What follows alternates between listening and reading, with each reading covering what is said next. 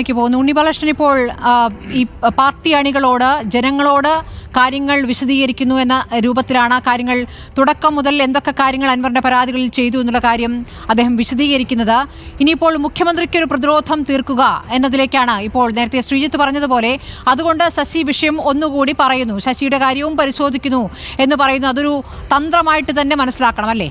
നിശ്ചയമായും സ്മൃതി, ഇതിനകത്ത് ഏറ്റവും പ്രധാനപ്പെട്ട കാര്യം രാഷ്ട്രീയമാണ് ഈ വിഷയം എന്നുള്ളതാണ്. നോക്കൂ, കഴിഞ്ഞ 4 ആഴ്ചകളായിട്ട് വളരെ പ്രധാനപ്പെട്ട ആരോപണങ്ങൾ കേരളത്തിലെ ഏറ്റവും മുതിർന്ന പോലീസ് ഉദ്യോഗസ്ഥർക്കെതിരെ നിരന്തരമായി ഉന്നയിച്ച ആളാണ് പി വി അൻവർ MLA.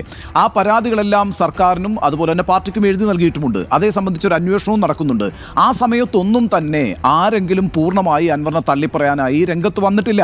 ഈ വാർത്താ സമ്മേളനം നടത്തിയ MV ഗോവിന്ദൻ തന്നെ പല ഘട്ടങ്ങളിൽ അദ്ദേഹത്തിൻ്റെ അൻവർ ഉന്നയിക്കുന്ന ആരോപണങ്ങൾ ഗൗരവമേറിയതാണ് എന്ന നിലപാടാണല്ലോ സ്വീകരിച്ചിട്ടുള്ളത്. അത് LDF കൺവീനറായ TP രാമകൃഷ്ണനും ആ നിലപാടാണല്ലോ സ്വീകരിച്ചിട്ടുള്ളത്. അപ്പോൾ ആ അർത്ഥത്തിൽ അൻവർ ഉന്നയിച്ചിട്ടുള്ള ആഭ്യന്തര വകുപ്പിനെതിരായിട്ടുള്ള പോലീസ് ഉദ്യോഗസ്ഥർക്കെതിരായിട്ടുള്ള ആരോപണങ്ങളൊന്നും തന്നെ CPM-നെ അത്രമേൽ അലട്ടിയിരുന്നില്ല എന്നുള്ളത് വസ്തുതയാണ്. പക്ഷേ എവിടുന്നാണ് ഇത് വഴിതിരിയുന്നത്? അതാണ് ഞാൻ പറഞ്ഞത്. ഇതിനകത്ത് രാഷ്ട്രീയം പൂരം കലക്കലുമായി ബന്ധപ്പെട്ട് LDF-ലെ ഏറ്റവും പ്രധാനപ്പെട്ട രണ്ടാം കക്ഷി തന്നെ സർക്കാരിനെ സംശയത്തിൽ നിലനിർത്തുന്ന ഒരു സാഹചര്യം ഉണ്ടാകുന്നു. ADGP അജിത് കുമാറിനെ അനാവശ്യമായി പ്രൊട്ടക്ട് ചെയ്യുന്നുള്ള ആരോപണം LDF-ന്റെ ഘടകകക്ഷികൾ ഉന്നയിക്കുന്നു. അതിന് തൊട്ടു പിന്നാലെ അൻവർ വളരെ ശക്തമായി പൂരം കലക്കിയതാണെന്നും അതുവഴി BJP-ക്ക് ഒരു സീറ്റ് സംഘടിപ്പിച്ചു കൊടുത്തുവെന്നും ആ സംഘടിപ്പിച്ചു കൊടുത്ത BJP-ക്ക് സീറ്റ് സംഘടിപ്പിച്ചു കൊടുത്തത് ഒരു കരാറിൻ്റെ അടിസ്ഥാനത്തിലാണ് എന്നും ആ കരാർ പൊതുസമൂഹം ചർച്ച ചെയ്യുന്നുണ്ട് എന്നും ആരോപിക്കുന്നു. അങ്ങനെ മുഖ്യമന്ത്രി പിണറായി വിജയനെ സംശയത്തിൻ്റെ നിഴലിൽ നിർത്തുന്നു. അതാണ് രാഷ്ട്രീയം. ഈ രാഷ്ട്രീയമായ ആരോപണം ഉന്നയിക്കപ്പെട്ട് കഴിഞ്ഞാൽ പിന്നെ CPM-ന്റെ രാഷ്ട്രീയമാണ് ഇവിടെ ചോദ്യം ചെയ്യപ്പെടുന്നത്. അങ്ങനെ ഒരാളുമായി തുടരാൻ CPM-ന്റെ പാർലമെന്ററി പാർട്ടിക്ക് കഴിയില്ല, CPM എന്ന് പറയുന്ന സംഘടനയ്ക്ക് കഴിയില്ല. അപ്പോൾ രാഷ്ട്രീയമായ ഈ ആരോപണം ഉന്നയിച്ചതോടു കൂടിയാണ് യഥാർത്ഥത്തിൽ അൻവറും CPM-ഉമായി തെറ്റുന്നത്, അഥവാ CPM-ന്റെ നേതൃത്വവും അൻവറുമായി തെറ്റുന്നത്. ഇനി അദ്ദേഹത്തെ പാർലമെന്ററി പാർട്ടിയിൽ ഉൾക്കൊള്ളാൻ കഴിയില്ല. അദ്ദേഹം ഒരു സ്വതന്ത്ര MLA ആയി തുടരേണ്ടി വരുമെന്ന കാര്യത്തിൽ ഒരു സംശയവും ഇന്നലത്തെ വാർത്താ സമ്മേളനത്തിന് ശേഷം കേരളത്തിലെ രാഷ്ട്രീയ പ്രബുദ്ധരായ എല്ലാവർക്കും അറിയാവുന്ന കാര്യമാണ്. അപ്പോൾ അതുതന്നെയാണ് അനിവാര്യമായും ഇന്ന് സംഭവിച്ചത്. നേരത്തെ ഒരു അഭ്യർത്ഥനയാണല്ലോ മുന്നോട്ട് വെച്ചത്, ഞങ്ങൾ ഇതെല്ലാം അന്വേഷിച്ചുകൊണ്ടിരിക്കുന്നു, അതുകൊണ്ട് പരസ്യമായിട്ടുള്ള ആരോപണങ്ങളിൽ നിന്ന് നിങ്ങൾ പിൻവാങ്ങണം എന്നുള്ളതായിരുന്നു ഈ പാർട്ടി സെക്രട്ടേറിയറ്റ് അൻവറിന് മുമ്പിൽ വെച്ച അഭ്യർത്ഥന. എന്നാൽ ഇന്നലെ മുഖ്യമന്ത്രി പിണറായി വിജയനെ സംശയത്തിൻ്റെ നിഴലിലാക്കി, അദ്ദേഹത്തിൻ്റെ രാഷ്ട്രീയത്തെ സംശയത്തിൻ്റെ നിഴലിലാക്കി, അദ്ദേഹത്തിൻ്റെ കുടുംബത്തെ സംശയത്തിൻ്റെ നിഴലിലാക്കി, മുഹമ്മദ് റിയാസിനെ സംശയത്തിൻ്റെ നിഴലിലാക്കി, വീണ വിജയനെ സംശയത്തിൻ്റെ നിഴലിലാക്കി, മുഖ്യമന്ത്രിയുടെ ഓഫീസ് ആകെ തന്നെയും പാർട്ടിക്കെതിരായ കാര്യങ്ങൾ ചെയ്യുന്നു എന്ന നിലയ്ക്കുള്ള ആരോപണങ്ങൾ ഉന്നയിച്ചു.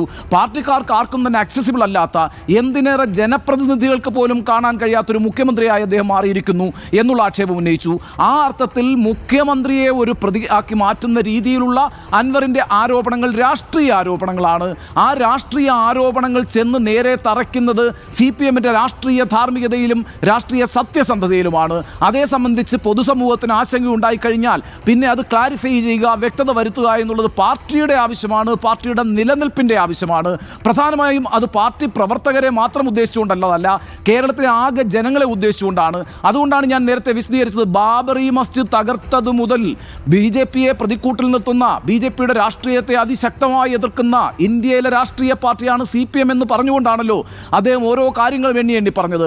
അദ്ദേഹം രക്തസാക്ഷികളുടെ നമ്പർ പറയുന്നു, അദ്ദേഹം ഗവർണർക്കെതിരായിട്ടുള്ള സമരങ്ങളുടെ ചരിത്രം പറയുന്നു, അദ്ദേഹം കേന്ദ്ര സർക്കാരിനെതിരായിട്ടുള്ള നിയമ പോരാട്ടങ്ങളുടെ ചരിത്രം പറയുന്നു. ഇതെല്ലാം എണ്ണമിട്ട് പറയുന്നത് തങ്ങൾക്ക് തങ്ങളുടെ രാഷ്ട്രീയ നിലപാടിൽ എത്രമാത്രം സത്യസന്ധതയുണ്ട് എന്നുള്ളത് ജനങ്ങളെ ഒരിക്കൽ കൂടി ബോധ്യപ്പെടുത്താനാണ്.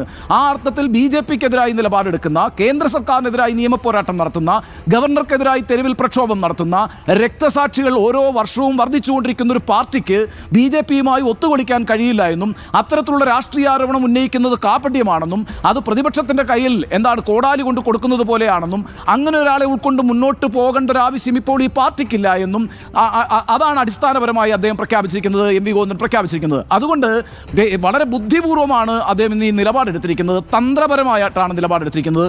അൻവറാണ് തീരുമാനിച്ചത് LDF-ൽ നിന്ന് പോകാൻ. അൻവർ LDF-ഉമായുള്ള എല്ലാ ബന്ധവും വിച്ഛേദിച്ചു കഴിഞ്ഞിരിക്കുന്നു എന്നാണ് പറയുന്നത്. അവിടെ സ്മൃതി വളരെ ശ്രദ്ധിക്കേണ്ട ഒരു കാര്യം, മലബാറിലെ രാഷ്ട്രീയത്തിൽ പ്രത്യേകിച്ച് ന്യൂനപക്ഷ രാഷ്ട്രീയവുമായി ബന്ധപ്പെട്ട് ന്യൂനപക്ഷങ്ങളോടുള്ള പോലീസിൻ്റെ നിലപാടുകളും നയങ്ങളും PV അൻവർ ചോദ്യം ചെയ്തിട്ടുണ്ട്. മലപ്പുറത്തൊരു നീതിയും അവിടെയുള്ള മുസ്ലിം വിഭാഗങ്ങൾക്ക് സ്റ്റേഷനുകളിൽ നിന്ന് കിട്ടുന്നില്ല എന്ന് പറഞ്ഞിട്ടുണ്ട്. അദ്ദേഹം പാർട്ടി പ്രവർത്തകർക്കും ഇത് തന്നെയാണ് അനുഭവം എന്ന് പറയുമ്പോൾ പോലും അവിടെ ഒരു മുസ്ലിം പൊളിറ്റിക്സ് കൂടി വരുന്നുണ്ട്. അപ്പോൾ ആ രാഷ്ട്രീയത്തെ അവിടെ മലബാറിൽ പ്രത്യേകിച്ച് മലപ്പുറത്ത് PV അൻവറിനെ പോലെ, KT ജലീലിനെ പോലെ, O അബ്ദുറഹ്മാനെ പോലെ അടക്കമുള്ള ആളുകളാണല്ലോ യഥാർത്ഥത്തിൽ CPM-ന് ഒരു എന്താ പറയുക ഒരു മണ്ണൊരുക്കിയത് മുസ്ലിം ജനവിഭാഗങ്ങൾക്കിടയിൽ. അപ്പോൾ അതിലൊരു നേതാവ് ആ വിഭാഗത്തിന് സർക്കാരിൽ നിന്ന്, പ്രത്യേകിച്ച് ആഭ്യന്തര വകുപ്പിൽ നിന്ന് നീതി കിട്ടുന്നില്ല എന്നും ആഭ്യന്തര വകുപ്പിൽ വളരെ വേഗത്തിൽ സംഘിവൽക്കരണം നടന്നുകൊണ്ടിരിക്കുകയാണ് എന്നും പറയുമ്പോൾ അതൊക്കെ വലിയ രാഷ്ട്രീയ തിരിച്ചടികൾ ഉണ്ടാക്കുന്ന മറുപടി പറയുന്നതിന് പകരമാണ് ഇന്ന് ഉണ്ണി ബാലകൃഷ്ണൻ ഇപ്പോൾ എം വി ഗോവിന്ദൻ പറഞ്ഞിരിക്കുന്നത് ഭൂരിപക്ഷ വർഗീയത പോലെ തന്നെ ന്യൂനപക്ഷ വർഗീയതയും അപകടകരമാണ് എന്ന്. അതിൽ ഊന്നുകയായിരുന്നു അദ്ദേഹം യഥാർത്ഥത്തിൽ ഇന്ന് വാർത്താ സമ്മേളനത്തിൽ ചെയ്തത്. നമുക്ക് തിരിച്ചെത്താം. അതിനു മുമ്പ് ഒരു കാര്യം കൂടി, 4 മണിക്ക് PV അൻവർ മാധ്യമങ്ങളെ കാണാനിരിക്കുന്നു. പുറത്താക്കലിന് ശേഷമുള്ള പ്രതികരണം ഇതൊരു തുടർച്ചയാവുകയാണ്.